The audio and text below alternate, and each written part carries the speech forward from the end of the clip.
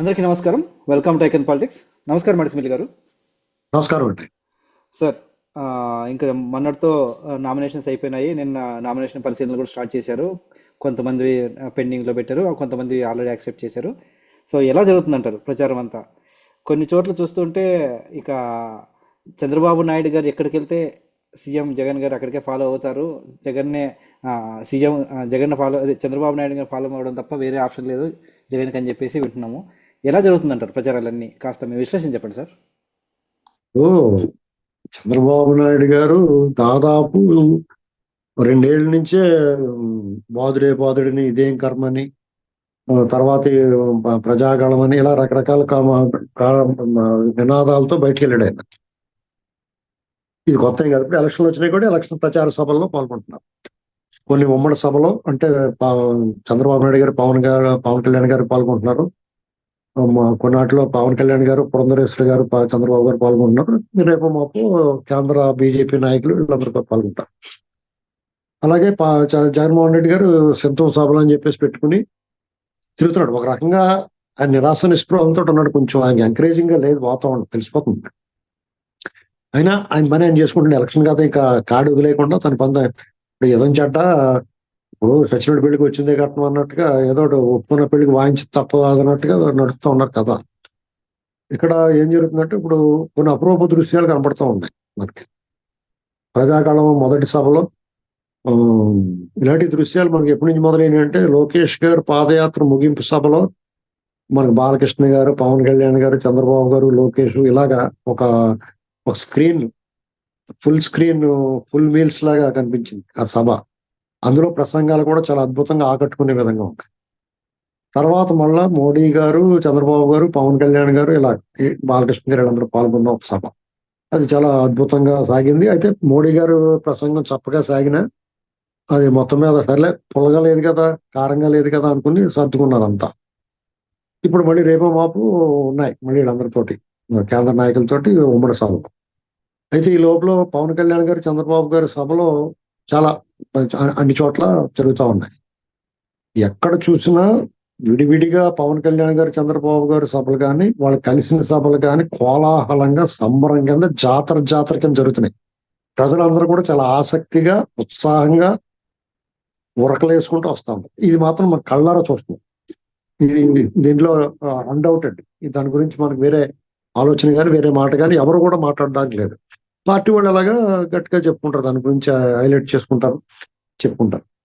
ఇక్కడ మన అబ్జర్వేషన్ ఏంటంటే వాళ్ళు ఒప్పుకోకపోయినా తెలుగుదేశం పార్టీ సభలో చాలా గ్రాండ్ గా సక్సెస్ అవుతున్నాయి. జగన్మోహన్ రెడ్డి గారి సభలో అటర్ ఫెయిల్యూర్ అవుతున్నాయి. ఆయన రోడ్ షో కూడా వెలవెలిపోతుంది. ఇంత మొండిటి ఎండలో సరే ఎండాకాలం కదా జనాలు రాలేదేమో అనుకుంటాం. మరి అదే సమయంలో ఈ పవన్ కళ్యాణ్ గారు, చంద్రబాబు గారు రోజు పేరుకి జనం ఎరగబడి వచ్చేస్తున్నారు. ఇది కూడా మనం అబ్జర్వ్ చేయాలి. ఇంకో రకంగా చెప్పాలంటే ఆ, తెలుగుదేశం జనసేన కార్యకర్తలు చాలా కసిగా పనిచేస్తున్నట్టు అనిపిస్తా ఉంది. వాళ్ళ వాళ్ళ వైఖరి చూస్తుంటే ఎప్పుడైతే ఒక రాజకీయ పార్టీ తాలూకు కార్యకర్తలు కసిగా పనిచేస్తారో అది ఆ పార్టీకి ఏడాని అడ్వాంటేజ్. ఇప్పుడు అది 5 ఏళ్ళు అధికారంలో ఉన్నారు జగన్మోహన్ రెడ్డి గారు. ఆయన భయపెట్టి ప్రజలనైనా, వాళ్ళ నాయకులనైనా, వాళ్ళ కార్యకర్తలైనా సరే బెదిరించి భయపెట్టి ఆ, వాళ్ళ చేత బలవంతంగా పనిచేస్తున్నారు. గుర్రాన్ని చెరువు దగ్గర తీసుకెళ్లగలరు కానీ గుర్రాన్ని చేత నీళ్లు తాగించలేము. అలాంటి పరిస్థితి కనపడుతుంది. ఎందుకంటే ఈ 5 ఏళ్ల పాటు కార్యకర్తలు వాళ్ళు ఎవరు పట్టించుకోలేదు ఆ పార్టీలో. అలాగే నాయకులు ద్వితీయ తృతీయ శ్రేణి నాయకులకి కనీసం వాళ్ళకి బిస్కెట్ పొట్లలో సగమన్న పడేయాలి. ఒక బిస్కెట్ ముక్క కూడా పడలేదు. పెద్ద నాయకులే ఆ, జగన్మోహన్ రెడ్డి క్వార్టరే పంచుకు తినేశారు అనేటువంటిది అందరికీ అర్థమైంది. వాళ్ళు అందుకనే ఊళ్ళలో చిన్న చిన్న చిరు వ్యాపారుల మీద, చిన్న చిన్న ఆ సంస్థల మీద పడిపోయి వాళ్ళు నొల్లేసుకున్నారు. దాంతో తీవ్ర వ్యతిరేకత వచ్చేసింది ప్రభుత్వం మీద. ఆ చిన్న చిన్న ఆటలు కూడా కక్కుతు పడిపోయారు కింద స్థాయి కేడర్ నాయకులు. అంతేకాకుండా వాళ్ళ పంచాయతీ సర్పంచులు, జడ్పీటీసీలు, ఎంపీటీసీలు డబ్బులు ఖర్చు పెట్టిన ఏకగ్రీవం అయినా సరే ఎవరో ఒకరు ముడుపులు ఇస్తేనే కదా ఏకగ్రీవం అవుతారు. ఇలాగా దానికి తగ్గట్టుగా వాళ్ళకి హోదా కానీ గౌరవం కానీ తగ్గకపోవడం, నిధులు లేకపోవడం పంచాయతీరాజ్లో వాళ్ళందరూ చాలా తీవ్ర అసంతృప్తితో ఈ సంగతి చూడాలి. ఇతను ఏమైనా డబ్బు పంపిణీ కానీ డబ్బు పంపకాన్ని పంపిస్తే దాన్ని నొక్కేయాలన్న ఆలోచనలో ఉన్నారు. అందుకనే వైసీపీ నాయకత్వం కూడా ఆ డబ్బు విషయంలో ఆల్రెడీ చేర్చేసింది. ఎక్కడికి చేరాలో, ఎంత చేరాలో, ఎవరికి చేరాలో చేర్చేసింది అని వార్తలు వచ్చినాయి. అది నిజం కూడా.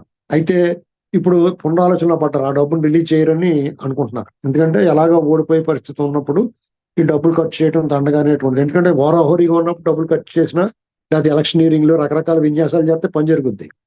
ఇది one side land slide victory వచ్చేలా ఉంది కూటమికి. ఎందుకంటే ఇది నేను ఎందుకు చెప్తున్నానంటే, మామూలుగా బీజేపీ తోటి ఎవరు కలిసినా రాయి కట్టుకుని బావిలో దూకినట్టు అని చెప్పి కూడా నేను యాక్చువల్ గా గ్రౌండ్ రియాలిటీ అలాగే ఉండేది. కానీ జగన్మోహన్ రెడ్డి అరాచకాలను ఎదుర్కోవడానికి ఆయన ఓడించడం కోసం బీజేపీని కూడా యాక్సెప్ట్ చేస్తారు పబ్లిక్. ఇది చాలా విచిత్రమైన పరిణామం ఇది చూస్తుంటే. పైగా ఆ బీజేపీలు ఇచ్చిన టికెట్లు కూడా ప్రో టీడీపీ ఓపెన్ గా చెప్పుకోవచ్చు, అందరూ మాట్లాడుకునేదే. కాబట్టి వాళ్ళకి ఓట్లు వేయడానికి టీడీపీ శ్రేణులు కానీ జనసేన వాళ్ళు కానీ అభ్యంతరం ఉండదు. ఇది వాళ్ళు చేసిన తెలివైన స్టెప్, వాళ్ళు తెలుసుకుని తెలివైన నిర్ణయం.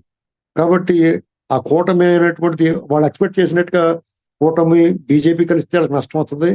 జనసేన టీడీపీ మధ్య వైరం ఉంటుంది, వాళ్ళకి సెట్ అవ్వదు, సీట్ల దగ్గర తకరారు వస్తుంది, వాళ్ళు తగులు ఆడుకుని తండుకుంటారు, దాని నుంచి అడ్వాంటేజ్ పొందొచ్చు అని అనుకున్నారు. ఆశల మీద నీళ్లు చల్లినట్టు అయిపోయింది.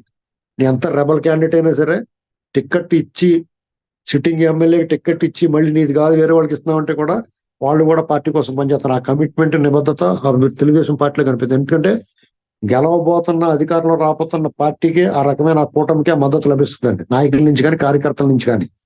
ఇది స్పష్టంగా తెలుస్తూ ఉంది. ఇంకో పాయింట్ ఏంటంటే, జగన్మోహన్ రెడ్డి గారి వ్యవహారంలో ఆయన అన్ని కూడా ఆకాశానికి నిచ్చెనలేసి మబ్బుల్లో నీళ్లు చూసుకుని ముంత వాళ్ళు పోసుకున్నట్టు చేసేది 5 ఏళ్ళు ఆయన. ఎందుకంటే నేను సంక్షేమ పథకాలు ఇస్తున్నాను కదా, లేదా బటన్ నొక్కుతున్నాను కదా, నాకు ఓట్లు వేస్తారు అనుకున్నాడు. ఆ బటన్ నొక్కడం అనేటువంటి ఆయన ఏదో ఆయన అనుకుంటే సరిపోదాం, ప్రజలు కూడా అనుకోవాలి. ఎందుకంటే ఇతను చాలా బాగా చేస్తున్నాడు, అన్ని వర్గాలను సంతృప్తి పరుస్తున్నాడని ప్రజలు అనుకోవాలి. ఈయన అలాంటి సంక్షేమం, ఈయన చేసిన సంక్షేమం ఎప్పుడో నుంచో చేస్తున్నారు, 40-50 ఏళ్ళ నుంచి చేస్తున్నారు. ఇవాళ చేస్తున్నారు, రేపు చేస్తున్నారు. అది దాని పెద్ద విశేషం ఏం లేదు.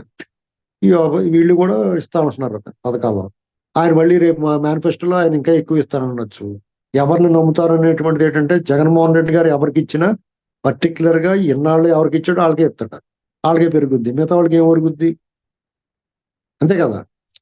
వాళ్ళు వాళ్ళు ఇప్పుడు ఆల్రెడీ పథకాల లబ్ధిదారులు మెజారిటీ 60% మంది జగన్మోహన్ రెడ్డి గారికి అనుకూలంగా ఉంటారు. వాళ్ళు జగన్మోహన్ రెడ్డి గారు టీడీపీ వాళ్ళకి రెట్టింపించినా జగన్మోహన్ రెడ్డికి ఓట్లేస్తారంట. ఇప్పుడు జగన్మోహన్ రెడ్డి గారు వాళ్ళకి ఇంకా రెట్టింపించినా జగన్మోహన్ రెడ్డికి వేస్తారు, టీడీపీకి వేయరు. అలాగే ఆ 40% జగన్మోహన్ రెడ్డి దగ్గర పథకాలు తీసుకున్న వాళ్ళు జగన్మోహన్ రెడ్డి రెట్టింపించినా జగన్కి వేయరు, టీడీపీకి వేస్తారు, లేకపోతే కూటమికి వేస్తారు.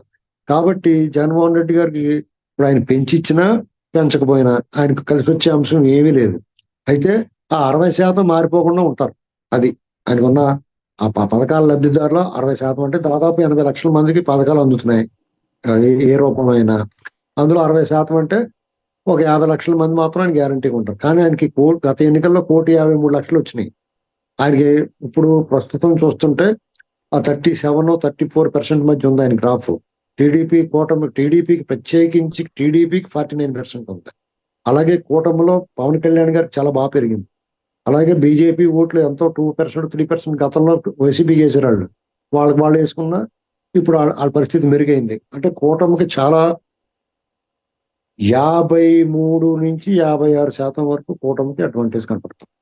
కాబట్టి జగన్మోహన్ రెడ్డి గారు డిజాస్టర్ అయిపోతా ఉన్నాడు. అందుకనే వాళ్ళు డబ్బులు పంపిణీ కానీ వాళ్ళ కార్యకర్తలందరూ ఎదురు చూస్తున్నారు, డబ్బులు ఎవరికి పంపిణీ ఎప్పుడు చేస్తాడా, నేను ఎలా నొక్కేద్దాం అనేటువంటి ఆలోచన చేస్తున్నారు. అధికార యంత్రాంగం కూడా ఇంకా కొంతమంది మారారు అధికారులు, కొంతమంది ఇక మారలేని పరిస్థితుల్లో వాళ్ళు గట్టు దాటి బౌండరీస్ దాటి బయటకు వచ్చేసిన వాళ్ళు ఇంకా ఇవి ఉన్నా రేపొద్దున దెబ్బతింటాం, లేకపోయినా దెబ్బతింటాం అని ఇంక జగన్మోహన్ రెడ్డికి అనుకూలంగా పనిచేస్తున్నారు. ఇది పరిస్థితి ఓవరాల్ గా. ఇక జనం అంటారా, జగన్మోహన్ రెడ్డి గారి పరిస్థితి, వాళ్ళ నాయకుల పరిస్థితి ప్రజల్లోకి వెళ్తే గ్రామాల్లో రానివట్ల, పులివెందుల నియోజకవర్గంలోనే ఏకంగా భారత గారిని అడుగుపెట్టినా. ఇక ఇంతకన్నా వ్యతిరేకత మీకు చెప్పాలంటే ఏం చెప్తాం, ఎక్కడని చెప్తాం.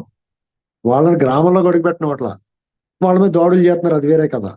ఇక్కడ అనేక చోట్ల ఈ ఇబ్బందులు, చేదు అనుభవాలు ఎదురవుతున్నాయి. చూడండి, మీరు న్యూస్ లో చూడండి. ఇదేమి ఎవరో విలేకరు చూసి రాసింది కాదు, అంతా ఇప్పుడు దృశ్య రూపంలో వచ్చేస్తున్నాయి అన్ని. మరి ఎవడో దాయటం లేదు, ఇది దాచేస్తే దాగేది కాదు. ఇది స్పష్టంగా అర్థమైపోతుంది వ్యతిరేకత. అయితే వాళ్ళకి దింపుడు కళ్ళ వాస ఉంది, ఏదో రకంగా దుష్ప్రచారం మీద ఆధారపడ్డారో. ఎప్పుడు కూడా రహదారిలో ప్రయాణించారు వాళ్ళు, ఎప్పుడు అడ్డదారిలో ప్రయాణం చేస్తారు. అందుకనే ఫేక్ న్యూస్లు, ఫేక్ వీడియోలు, ఫేక్ వాయిస్ ఓవర్లో సృష్టించి భువనేశ్వర్ గారి మీద, చంద్రబాబు నాయుడు గారి మీద, పవన్ కళ్యాణ్ గారి మీద ఇలాగా వాళ్ళు ఏదో మా తప్పుగా మాట్లాడారని కులాల మధ్య చిచ్చు పెట్టడానికి, దొంగ వాటర్లు మేనేజ్ చేయడానికి, ఎవరైనా అసంతృప్తులు ఉంటే టీడీపీలో వాళ్ళు డబ్బులు ఇచ్చి కొనుక్కోవడానికి ఇలాంటి అడ్డదారులు వెళ్తా ఉన్నారు. లేదంటే ఆ వాటర్ లిస్ట్ లో గజిబిజి, లేకపోతే ఆ అఫిడవిట్ల మీద కేసులు వేయటం, ఇలాంటి వాటిలో ఉంటారు వాళ్ళు. వాళ్ళు ఎప్పుడు కూడా స్ట్రైట్ గా ఫైట్ చేసి వీరోచిత పోరాటం అనేటువంటిది వాళ్ళు మర్చిపోయారు. ఎందుకంటే వాళ్ళని నిర్వీర్యం చేశాడు. వాళ్ళు వీరుడి లక్షణాలని ఆయన ఆ నరాలను కట్ చేసాడు. ఎవడో వీరు నోటి పని చెప్తారు, పచ్చిబూతులు మాట్లాడతారు. వాళ్ళందరూ కూడా ఎల్లమ్మ కోటకి వెళ్ళిపోతున్నారు. జగన్మోహన్ రెడ్డి గారు గోయింగ్ టు బి డిజాస్టర్. ఇదే మాట నేను 4 ఏళ్ళ నుంచి చెప్తున్నాను, ఇవాళ మళ్ళీ చెప్తున్నాను. ఎందుకంటే కాపురం చేసే కళ కాళ్ళ గోళనాడే తెలుస్తుంది అనేటువంటిది జగన్మోహన్ రెడ్డి గారు ప్రజావేదిక కూలగొట్టినాడే. తన విధ్వంసం, తన ధ్వంస రచన ఎలా ఉంటుంది అనేటువంటిది నేను ఊహించాను. ఎక్కడా కూడా నా అంచనాలు తప్పకుండా ఆయన అదే రీతిలో కొనసాగించాడు. అలాగే రివర్స్ ట్రెండింగ్ వల్ల ఆయన ఏదో మొదట్లో చాలా భుజాలు చరుచుకున్నారో అదే రివర్స్ ట్రెండింగ్ ఆయనకి అన్ని కూడా రివర్స్ అని, ఆఖరికి కూడా కాలం కూడా రివర్స్ అయింది. టైం బ్యాడ్ అంటారు దీన్ని, కాల సర్పం అంటారు దీన్ని. ఆ కాల సర్పం కాటుకు గురవుతున్నాడు. దాంతో పాటు ఆయన స్వయంకృతం కూడా ఉంది. ధన్యవాదాలు సార్. ఇంకా ఇంక 2 వారాలు, 2 నుంచి 3 వారాలు ఉన్నాయి. 3 వారాలు ఉంది ఇంకా. సో మీరు చెప్పినట్టు డబ్బులు పంచుతారో లేదో చూసి పంచితే మరి కనీసం కార్యకర్తలన్నా, ఇన్ని రోజులు కష్టపడ్డ అధికారంలో ఉన్న కార్యకర్తలన్నా కనీసం డబ్బులు ఆ, వాళ్ళకన్నా అవైలబుల్గా ఉంటాయి. చూద్దాం మరి వైసీపీ ఎంత మాత్రం పోటీ పడుతుందో, లేకపోతే టీడీపీ మీరు చెప్పినట్టు 53% నుంచి 55% ఓట్లు రాబడతాయో త్వరలో తెలిసిపోతుంది. ధన్యవాదాలు సార్.